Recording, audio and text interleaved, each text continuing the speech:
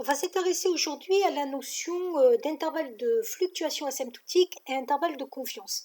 Alors en gros, juste pour vous montrer un petit peu ce qu'on est en train de faire, avec des conditions où on peut faire des approximations avec des lois normales, en partant particulièrement d'une loi binomiale. Alors souvent c'est le cas lorsqu'il y a une répétition d'expérience de façon indépendante avec succès et échec. On peut s'intéresser à la probabilité qui correspond à la valeur qui va être entre deux valeurs qui vont entourer une valeur moyenne, par exemple ici 780 grammes.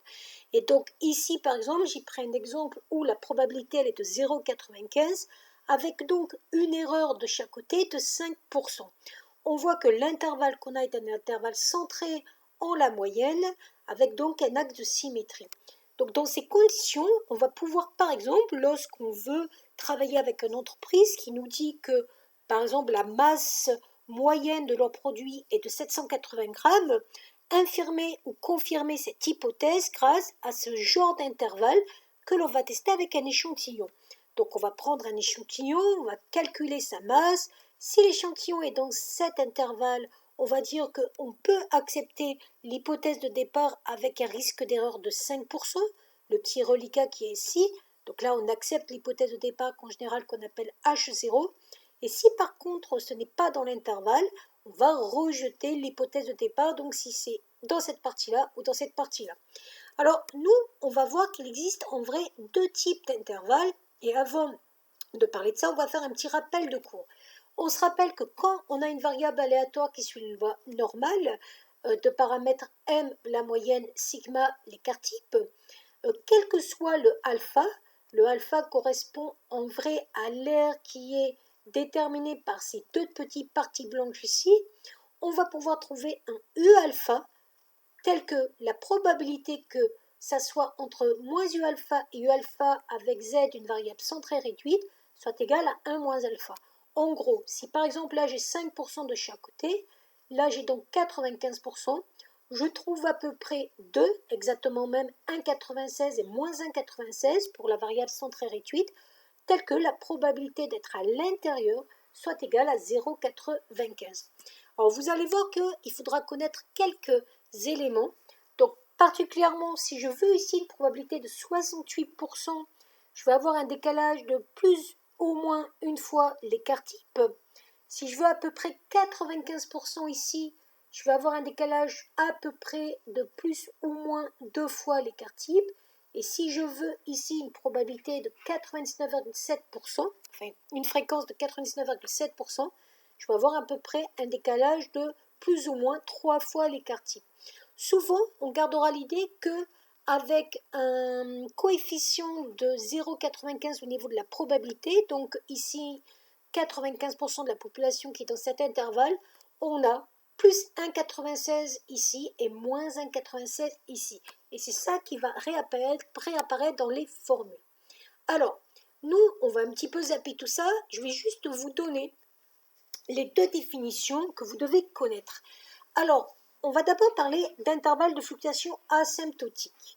Alors, c'est un intervalle qui va être centré en la proportion P de la population, une population qu'on ne connaît pas, mais dont on connaît, ou en tout cas on suppose qu'on connaît la proportion qui correspond à un succès, avec un décalage de chaque côté de mu alpha, et ça, ce n'est rien d'autre que l'écart type associé. Donc cette formule, il va falloir la connaître. Donc le U alpha, c'est le petit nombre dont je vous ai parlé tout à l'heure. Pour une probabilité de telle sorte qu'à l'intérieur, ça fasse 0,95, le U alpha fera moins 1,96 et 1,87 de chaque côté de la proportion idéale. Donc là, l'intervalle de fluctuation, en gros, il intervient quand on connaît la proportion de la population ou qu'on suppose qu'on la connaît, et on va voir comment les échantillons de taille n vont fluctuer par rapport à cette proportion. En seconde, vous aviez appris cet intervalle qui avait l'avantage de ne pas avoir une expression trop compliquée et qui était une valeur approchée de l'intervalle ici présent. Et on va vous parler aussi de l'intervalle de confiance. L'intervalle de confiance, il apparaît lorsque on ne connaît pas la proportion de la population et qu'on cherche à l'estimer. et on va l'estimer généralement avec la fréquence d'un échantillon, et ça sera toujours au niveau de cette formule un intervalle avec un niveau de confiance de 95%. Et ça permet d'avoir un intervalle qui va être centré en P, la proportion de la population qu'on ne connaît pas mais qui est fixe, mais on sait qu'il y aura 95% des échantillons de taille n qui vont être dans cet intervalle. Alors, nous, on va devoir faire aussi des prises de décision pour dire, quand on nous affirme quelque chose, est-ce que c'est vrai ou pas. Donc, pour prendre une prise de décision, on va calculer l'intervalle correspondant, puis on va le tester avec un échantillon, et on va vérifier s'il est dedans ou pas. S'il est dedans, on va dire que la probabilité de départ est pertinente avec un coefficient de confiance de 95%, donc un risque d'erreur de 5%. Et s'il n'est pas dedans, on va rejeter cette possibilité. Alors, on va faire des applications pour que vous compreniez un petit peu comment ça fonctionne. Donc, d'abord, je pars sur le principe suivant. J'ai une méthode qui s'appelle arrêt tabac qui dit qu'il y a 55% des personnes qui ont suivi cette méthode ont arrêté de fumer. En vrai, on ne sait pas si c'est vrai ou pas. Donc, vous comprenez bien qu'on ne peut pas croire à 100% ce que dit cette méthode arrêt tabac. Donc, qu'est-ce qu'on va faire? On va prendre un échantillon de 700 personnes et on va leur demander qui a bien arrêté de fumer. Il y en a 382. Le problème, c'est est-ce qu'on peut, dans ce cas, vérifier si c'est pertinent ou pas. Alors nous, on va supposer que la probabilité de succès est bien de 0,55. Donc la probabilité de succès pour toute la population. Et on va, à partir de cette probabilité, puisqu'on la connaît, faire un intervalle de fluctuation. Donc moi, je décide de le faire au seuil de 95%, donc avec un risque d'erreur de 5%. Donc je vous rappelle que quand on cherche un intervalle de fluctuation au seuil de 95%, le U alpha, ici, alpha est donc 5% d'erreur, est égal à 1,96. Le P, c'est le 0,55 supposé être la proportion de la population qui a arrêté de fumer, et le N, c'est la taille de l'échantillon, donc c'est 700. On a calculé cet intervalle, et à quoi va nous servir cet intervalle? Eh bien, justement, à le tester avec la fréquence de l'échantillon, qui est de 382 sur 700, donc 0,546. On voit que cette fréquence appartient bien à l'intervalle de fluctuation. On peut donc dire qu'on peut accepter la véracité de ce slogan, toujours avec ce risque de se tromper de 5%. Et si j'avais pris cette fois-ci un risque de 1%, donc une confiance de 99%, j'avais un intervalle qui était plus grand. Et le U alpha avec alpha qui correspond à 1% correspond à 2,58. Et automatiquement, on aurait aussi accepté puisque l'intervalle est plus grand. Deuxième type d'exercice, c'est à quel moment on fait intervenir l'intervalle de confiance. Donc je vous ai expliqué que l'intervalle de confiance, en vrai, permet d'avoir une estimation de la proportion d'une population qu'on ne connaît pas. Donc ça, on va le faire avec un échantillon. Donc par exemple, je décide que je veux mettre en vente un produit en France.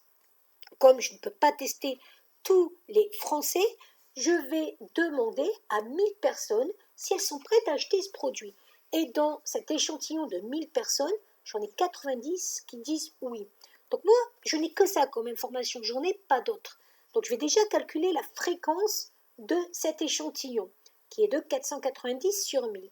Et je vais faire un intervalle de confiance avec toujours cette confiance de 95%. Ça ne marche que pour une confiance de 95%. Cet intervalle dépend juste de n, qui ici est de 1000 personnes, et de la fréquence de l'échantillon. Donc là, je vois que j'ai un intervalle de confiance qui va être à peu près une estimation de la proportion de la population, et je ne peux pas dire grand chose d'autre, si ce n'est que si je prenais des échantillons de taille 1000 dans cette population, la proportion des gens qui vont acheter ce produit serait dans cet intervalle. Donc, à peu près une chance sur deux. Troisième application, c'est comment trouver la taille de l'échantillon pour avoir la possibilité de ne pas être trop loin de la proportion idéale et toujours avec un intervalle de confiance. Donc l'intervalle de confiance, n'oubliez pas qu'il est toujours centré en la fréquence de l'échantillon.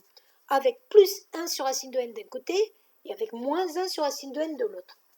Donc l'amplitude, c'est l'écart entre la valeur maximum et la valeur minimum, elle est de 2 sur racine de n, avec donc cette amplitude qui va varier en fonction de n. Donc plus n est grand, plus l'amplitude est petite, plus vous vous rapprochez d'un intervalle qui va être de plus en plus petit. Donc là, vous avez encore plus de chances de vous rapprocher de la proportion idéale. Donc c'est pour ça que plus vous allez prendre un échantillon avec beaucoup de personnes, plus ça va être fiable. Donc je dois avoir que 2 sur racine de n est plus petit que 1%, c'est-à-dire 0,01. Je permute le racine de n avec le 0,01, j'ai le droit parce que je n'ai que des nombres positifs.